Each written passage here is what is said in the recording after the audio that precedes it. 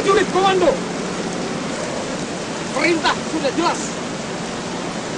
Pertiwi memanggil kita sebagai jawaban akhir dari sebuah pertaruhan. Kegagalan tak akan pernah terbayar dengan darah semahal apapun. Lebih baik pulang nama daripada gagal di medan tugas. Yakini Tuhan bersama kita. Selamat bertugas.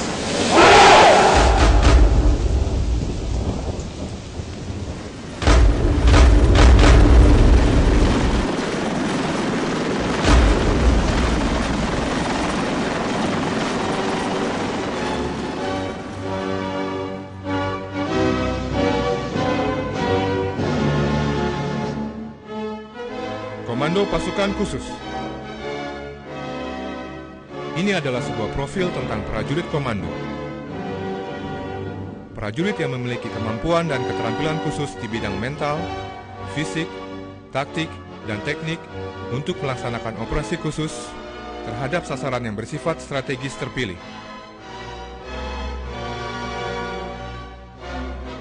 Bagaimana caranya menjadi prajurit komando?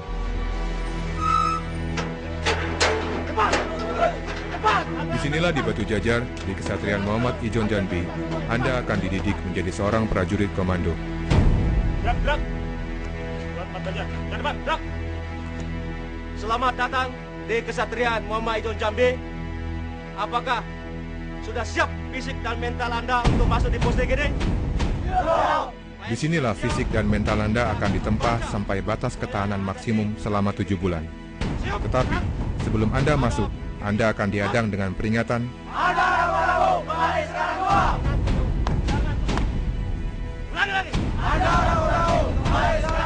Kami dari Pusdikasus dengan semboyan Triyuda Sakti, yang artinya 3 kemampuan yang harus dimiliki oleh seorang prajurit pasukan khusus darat, laut, dan udara.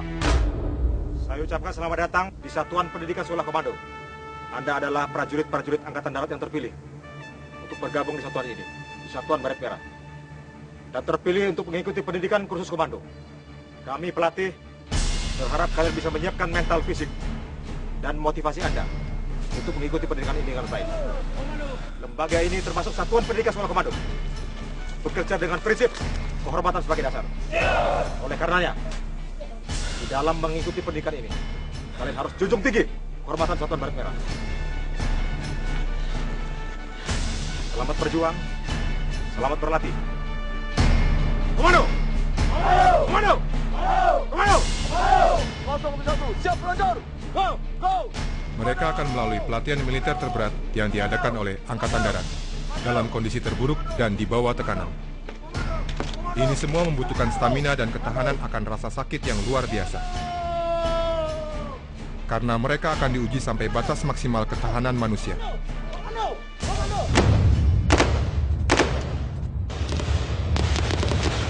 Tidak sedikit calon komando yang gugur dalam latihan.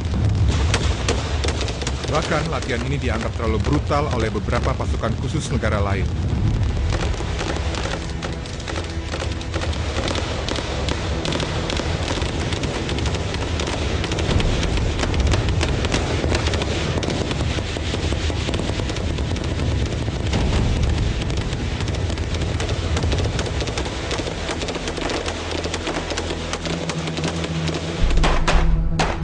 Janji prajurit komando. 1. Saya berjanji bahwa saya akan tetap setia dan menepati misi dan jiwa Sabta Marga. 2.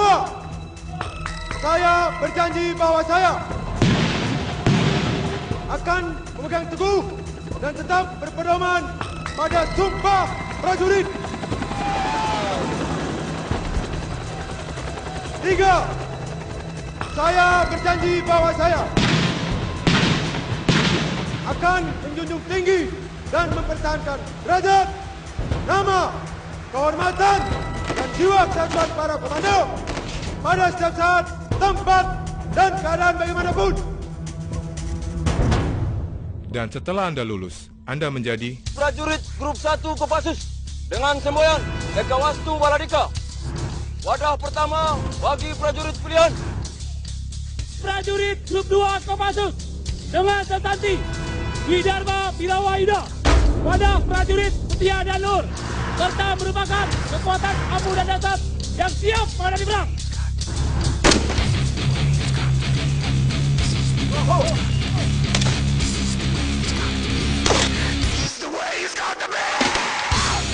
prajurit Kopassus senantiasa dilatih, diorganisasikan, dan dilengkapi secara khusus atas dasar tugas pokok atau misi yang dibebankan kepadanya, sehingga mampu beroperasi setiap saat, tempat, dan keadaan bagaimanapun.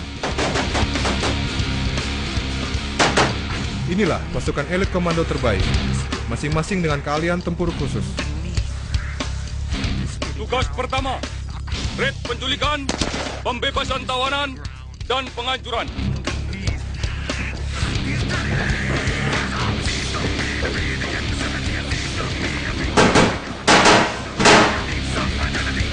Tugas kedua, merebut instalasi vital musuh dalam waktu sesingkat mungkin untuk diduduki.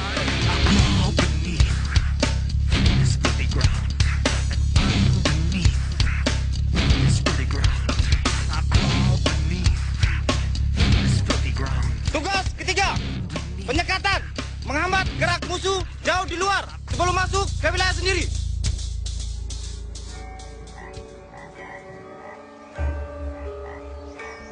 Kopassus mampu merancang berbagai operasi khusus yang melibatkan seluruh spektrum ancaman tanpa tergantung pada situasi dan kondisi yang dihadapi.